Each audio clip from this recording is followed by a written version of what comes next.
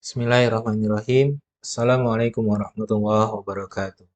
Alhamdulillah, salatu wassalamu ala rasulillah wa ala alihi wa sahbihi wa man wala. Rabbi syrah li sadri wa yassir li amri wahlul 'uqdatam min lisani yafqahu qawli amma ba'd. Baiklah, teman-teman mahasiswa semua, untuk materi perdana kita di mata kuliah hadis muamalah, materi kita adalah urgensi hadis dalam muamalah. Dalam pertemuan ini, saya akan mencoba untuk menjelaskan bagaimana pentingnya hadis dan bagaimana posisi hadis dalam sumber hukum Islam dan posisinya dalam muamalah. Dalam mata kuliah ini ada beberapa terminologi yang serupa tapi sedikit berbeda. Contohnya yaitu antara hadis dan sunnah. Hadis merupakan catatan atau laporan tertulis atau lisan mengenai tindakan, perkataan, dan persetujuan Nabi Muhammad SAW. Hadis merupakan salah satu sumber hukum Islam yang kedua setelah Al-Quran, yang mana perkataan, tindakan, perbuatan dari Nabi Muhammad SAW yang dijadikan sebagai sumber hukum adalah perbuatan, tindakan, perkataan, persetujuan yang dilakukan atau muncul setelah Nabi Muhammad diangkat sebagai Rasulullah SAW. Dalam hadis ada beberapa komponen, setidaknya ada matan dan ada sanad. Apa sih yang dimaksud dengan matan? Matan adalah inti dari hadis atau isi dari hadisnya. Dan yang dimaksud dengan sanad merupakan rantai periwayatan, rantai dari para rawi. Misalnya dari Nabi Muhammad, kemudian didengarkan oleh seorang sahabat, Abdullah ibnu Umar, kemudian didengar juga setelah itu Abdullah bin Umar menyampaikan hadis kepada seorang tabi'in, kemudian seorang tabi'in menyampaikan lagi kepada tabi'ut tabi'in sampai hadis tersebut didengar oleh umat Islam pada saat ini. Itu adalah susunan rantai yang menghubungkan antara hadis yang kita baca saat ini sampai kepada Rasulullah SAW. Adapun yang dimaksud dengan sunnah adalah tindakan, perkataan, dan persetujuan Nabi Muhammad SAW yang menjadi contoh atau tuntunan bagi umat Islam. Jadi, yang membedakan antara sunnah dan hadis, sunnah ini seperti hadis tadi, tapi dia mulai dari Nabi Muhammad itu sebelum diangkat sebagai Rasul hingga sesudah diangkat sebagai Rasul. Itu perbedaannya. Adapun perbedaan antara hadis dan sunnah menurut beberapa ulama disiplin ilmu, contoh menurut ulama usul fikih, hadis adalah perkataan, perbuatan, dan penetapan yang disandarkan kepada Rasulullah dan dapat dianggap sebagai sumber hukum. Kemudian menurut ulama hadis, sunnah itu diartikan sebagai sesuatu yang dinukilkan dari Nabi Muhammad, baik berupa perkataan, perbuatan, maupun berupa takrir, pengajaran, sifat, perbuatan, perjalanan hidup, baik sebelum maupun sesudah Nabi Muhammad. Sebelum atau sesudah diangkat sebagai Rasul.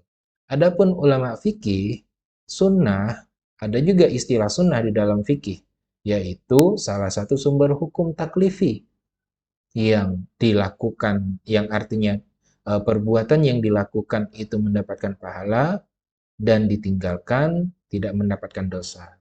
Salah satu hukum taklifi yang hukum taklifi itu ada 5, wajib, sunnah, haram, makruh, dan mubah.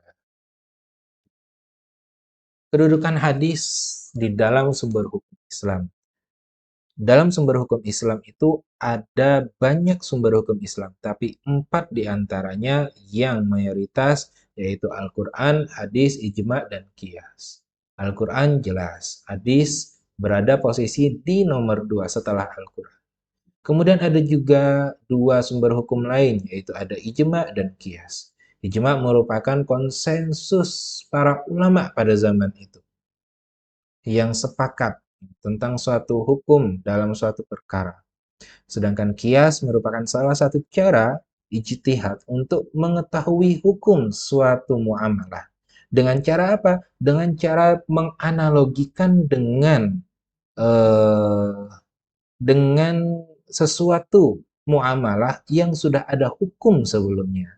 Contoh misalnya hukum narkoba pada saat ini. Dia dikiaskan dengan hukum mengkonsumsi alkohol. Karena punya satu ilat hukum yang sama, yaitu memabukkan. Fungsi dari hadis yaitu seperti yang ada di dalam ayat ini, a'udzubillahi minasyaitonirrajim, "Wa ma anzalna 'alaikal kitaba illa litubayyina lahumul ikhtalafu fihi wa hudaw wa rahmatan liqaumin yu'minun." Jadi setidaknya fungsi dari hadis yaitu pertama yaitu untuk sebagai pengukuh atau sebagai pentakkid atau sebagai eh, apa ya, mentakkidkan atau menekankan suatu hukum terhadap ayat-ayat Al-Quran. Kemudian yang kedua, sebagai penjelasan terhadap maksud dari ayat-ayat yang ada di dalam Al-Quran. Contohnya misalnya, kita bisa mengetahui hukum sholat dan bagaimana tata cara sholat di dalam Al-Quran tidak dijelaskan. Dalam Al-Quran, Allah cuma memerintahkan kita untuk melakukan sholat dan zakat. Lantas bagaimana cara melakukan salat? Dijelaskan di dalam hadis Rasulullah melalui hadis Rasul yang bunyinya Sallu kama ra'aitumuni usolli. Salatlah kalian seperti kalian melihat aku salat. Apa yang dilakukan oleh Rasul pada saat itu, gerakan-gerakan salat itulah yang menjadi hadis dan yang menjelaskan dari kewajiban salat yang ada di dalam Al-Quran tadi. Yang ketiga, menetapkan hukum yang tidak disebutkan di dalam Al-Quran.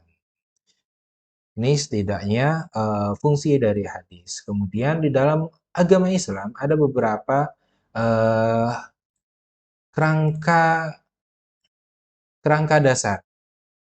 Jadi Islam itu terdiri dari tiga pilar kerangka dasar ini. Yang pertama akidah, syariat, dan akhlak. Yang berhubungan dengan keyakinan kita, keimanan kita itu adanya di akidah. Yang berhubungan tentang suatu hukum dalam perbuatan muamalah interaksi kita dengan manusia, interaksi kita dengan Allah, interaksi kita dengan alam atau dengan makhluk lainnya, itu ada di ranah syariat. Kemudian tingkah perilaku akhlak, cara kita berperilaku itu ada di akhlak. Dalam syariat ini terbagi menjadi dua. Yang pertama, hal yang berhubungan dengan antara interaksi kita dengan Sang Kholik, yaitu ibadah. Adapun interaksi kita sesama makhluk, bukan cuma sesama manusia, karena di sini muamalah bisa antara kita dengan hewan, antara kita dengan makhluk lainnya, dengan alam, atau bahkan dengan makhluk halus lainnya misalnya. Itu masuk dalam ranah muamalah. Nah, muamalah ini luas sekali, ada politik, ekonomi, sosial, dan lain-lain. Karena semua yang berhubungan kata interaksi antara manusia dengan makhluk lainnya yang di sana akan menimbulkan konsekuensi hak dan kewajiban itu masuk dalam kategori muamalah. Apapun ranahnya, politik, ekonomi, sosial, atau ada ranah lain. Muamalah dari segi bahasa, muamalat itu bentuk jamak dari kata al-muamalah. Dan muamalah berasal dari kata amala yu'amilu, yang artinya secara gramatikal ini artinya adalah kata saling, saling berbuat, saling mengamalkan. Ya. Dari kata saling di sini akan menimbulkan konsekuensi hak dan kewajiban. Itulah makna dari muamalah. Kenapa menggunakan kata bermakna saling? Karena nggak mungkin muamalah itu dilakukan oleh satu orang saja. Pasti dia akan berinteraksi dengan orang lain atau dengan makhluk lain atau dengan lawannya. Muamalah dalam arti luas merupakan aturan atau hukum Allah untuk mengatur manusia dalam kaitannya dengan urusan duniawi dalam pergaulan sosial. Dan dalam arti khusus, aturan Allah yang wajib ditaati, mengatur hubungan manusia dengan manusia dalam kaitannya dengan cara memperoleh dan mengembangkan harta benda. Kedudukan muamalah dalam Islam, ya, muamalah itu nanti akan menimbulkan hak dan kewajiban. Hak dan kewajiban. Contoh, muamalah dalam muamalah jual beli akan menimbulkan hak dan kewajiban bagi kedua belah pihak. Bagi penjual, dia berkewajiban menyerahkan menyerahkan barang yang dibeli dan berhak atas uang yang diperoleh dari pembeli. Dan si pembeli terikat juga dengan hak dan kewajiban. Haknya dia mendapatkan barang yang dia bayar, kewajiban dia membayar sejumlah uang untuk barang yang ia beli. eh Berangkat dari hal itu semua, Islam bersikap lebih longgar dalam masalah hukum muamalah. Tapi dalam hukum ibadah itu sangat ketat sekali. Sehingga muncullah suatu kaidah yang berbanding terbalik antara muamalah dan ibadah. Untuk hukum asal dari setiap ibadah itu haram. Sedangkan dalam muamalah itu hukum dasarnya boleh atau mubah. Contohnya gini, misalnya, saya ingin beribadah 1 hari penuh. Saya sudah melakukan di siang hari, saya puasa, saya sholat sunnahnya. Kemudian saya ingin menambah puasa di malam hari. Karena ingin meningkatkan ibadah, kualitas ibadah saya tadi. Ingin menambahkan kuantitas ibadah, biar apa? Biar tambah dekat pada Allah. Nah, kemudian saya ingin berpuasa dari terbenamnya matahari hingga terbit fajar. Kalau kita lihat dari hukum asal dari ibadah adalah haram atau tidak boleh. Maka berdasarkan kaidah tadi atau prinsip tadi, maka saya nggak boleh untuk melakukan ibadah puasa di malam hari. Nggak boleh, kecuali ada dalil yang membolehkannya. Kemudian, karena keinginan saya menambahkan kuantitas ibadah, saya pengen puasa, tapi saya harus berpegang pada prinsip tadi. Oh, dasarnya ibadah itu nggak boleh, kecuali ada dalilnya. Saya cek dulu. Kita cek nih, ada nggak dalil boleh puasa di malam hari? Oh, ternyata nggak ada. Maka tidak boleh dilakukan puasa di malam. Berbeda halnya dengan muamalah. Kalau muamalah hukum dasarnya itu boleh selama tidak merugikan orang lain, ya. Selama tidak melanggar prinsip-prinsip dalam muamalah. Nah, hukum dasarnya boleh kecuali ada dalil yang mengharamkan. Kalau kita lihat sekarang, yang namanya jual beli itu variannya sangat banyak sekali. Istisna, jual beli istisna, jual beli salam, jual beli murabaha, jual beli segala macam banyak. Akan timbul varian-varian baru nanti karena yang namanya muamalah, namanya fikih itu sifatnya dinamis, terus berkembang dengan berkembangnya zaman. Jual beli online, jual beli apa lagi? Itu banyak sekali variannya. Hukum dasarnya boleh selama tidak merugikan orang lain. Tapi kecuali ada dalil yang mengharamkan. Kalau misalnya ada dalil yang mengharamkan, ternyata suatu muamalah ketika dikaji, oh dia akan merugikan salah satu pihak atau dia akan menyebabkan hal lain sehingga dihukumi bahwa muamalah dengan varian baru atau jual beli dengan varian baru tadi itu dihukumi dengan haram. Misalnya seperti itu. Hukum asalnya boleh, dapat dilakukan. Prinsip dari dasar dari muamalah tadi yang namanya semua muamalah itu hukum dasarnya adalah boleh, kecuali ada dalil atau ada kajian lain yang menyatakan bahwa muamalah yang baru ini ternyata hukumnya tidak boleh atau haram. Muamalah dilakukan atas dasar sukarela tanpa ada unsur paksaan dan dilakukan dengan pertimbangan mendapatkan manfaat dan menghindari yang namanya mudarat atau sesuatu yang dapat membahayakan dalam hidup masyarakat. Muamalah dilaksanakan dengan memelihara nilai keadilan, menghindari unsur-unsur penganiayaan, unsur-unsur pengambilan kesempatan dalam kesempitan, atau dapat merugikan orang lain ya. Nah, di mata kuliah ini ke depannya kita akan belajar hadis-hadis yang berkaitan dengan jual beli, sewa, menyewa, dan kerjasama, pembukuan aset. Jadi ini beberapa aspek muamalah yang sangat luas tadi ya, yang kurang lebih umumnya bisa kita dapatkan yang seperti ini. Dalam muamalah maliyah ada jual beli, sewa, menyewa, kerjasama. Kemudian dalam muamalah yang hubungannya dengan keluarga gitu ya.